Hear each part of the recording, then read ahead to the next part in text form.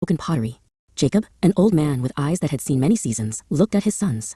They were strong men, yet they stood idle, watching the dust blow over their empty granaries. "Why do you stand here, looking at one another?" Jacob asked, his voice raspy from the dry air. "I have heard there is grain in Egypt. Go down there and buy some for us, so that we may live and not die." 10 brothers set out on the long journey, their donkeys' hooves clicking against the parched stones. They left behind their youngest brother, Benjamin, because Jacob was afraid that some harm might befall the boy, just as it had happened to his favorite son Joseph many years ago. As Reuben and Simeon led the way, they spoke little. The desert was vast, and the weight of their family's hunger pressed heavily on their shoulders. In Egypt, the cities were bustling and green, fed by the great river Nile. At the center of it all was a powerful governor who managed the king's storehouses. He wore fine linen and a gold chain, and his face was sharp and commanding. This was Joseph, though he now went by an Egyptian name. He watched the crowds of people coming from far-off lands, searching for the face of anyone who might bring news of home. When the 10 brothers finally reached the great hall, they did not recognize the man on the throne. To them, he was a terrifying Egyptian lord. They bowed low, their faces nearly touching the cool stone floor. Joseph, however, knew them the moment he saw them. He saw the brothers who had sold him into slavery 20 years before. His heart hammered against his ribs, but he kept his face as hard as flint. Joseph decided to test them to see if they had changed. He spoke to them through a translator in a harsh, booming voice. "You are spies," he declared, pointing a finger at them. "You have come to see where our land is unprotected." Simeon trembled and looked up, his voice shaking as he replied, "No, my lord. Your servants are honest men. We are 12 brothers, the sons of one man in Canaan. The youngest is with our father, and one is no more."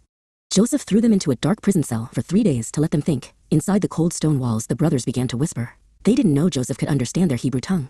"This is happening because of what we did to our brother Joseph," Reuben said, his voice thick with regret. "We saw his distress when he pleaded with us, but we would not listen." Simeon leaned against the wall, his head in his hands, nodding in grim agreement. Listening to them from behind a pillar, Joseph's heart broke. He heard their regret and realized they remembered their sin. He had to turn away quickly so they wouldn't see the tears welling in his eyes. He stepped into a quiet corner of the hall, leaning his head against the cool stone, weeping silently for the family he had lost and the brothers who were now suffering before him. When Joseph returned, he spoke firmly. He would allow them to take grain home to their starving families, but one brother had to stay behind as a prisoner until they returned with their youngest brother, Benjamin. He chose Simeon. He watched as guards led Simeon away, while the other brothers looked on in horror. Joseph promised that if they brought Benjamin back, it would prove they were honest men and not spies. The remaining 9 brothers loaded their donkeys with heavy sacks of grain. Their hearts were heavy as they prepared to leave Simeon behind in a foreign land. Reuben and Judah worked together, hoisting the heavy burlap bags and tying them tight. They were eager to get the food to their father, but they dreaded the conversation they would have to have about leaving a brother in an Egyptian dungeon. That evening, as they stopped to rest, Judah opened his sack to feed his donkey. He gasped and fell back.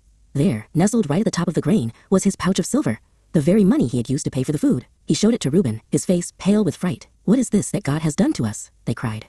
They realized that the Egyptian lord might think they had stolen the grain, and their journey home became a race, filled with both hope and a new, chilling fear.